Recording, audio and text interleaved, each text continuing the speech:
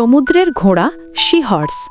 তার মনে একদিন জাগল প্রশ্ন, সমুদ্রের জীবরা কেন বনের জন্তুদের মতো সার্কাস করবে না?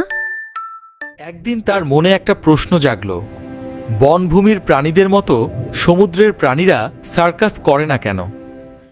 সিহর্স অন্য সামুদ্রিক প্রাণীদের জড়ো করল। সেই বন্ধুদের নিয়ে সমুদ্রের মধ্যে আয়োজন করল সার্কাসের।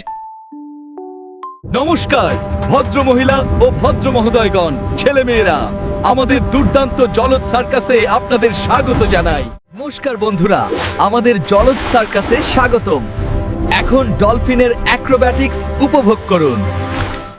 সিহর্সের আয়োজন করা সমুদ্রের সার্কাসে চিংড়ি নাচছে, কাঁকড়া ড্রাম বাজাচ্ছে, ডলফিন উড়ছে ওপরে।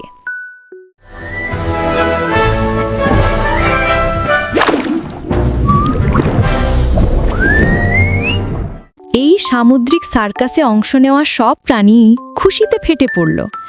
আয়োজক সিহর্স বা সমুদ্রের ঘোড়া।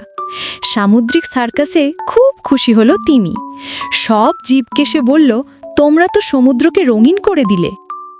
তোমরা সমুদ্রকে রঙিন করেছো।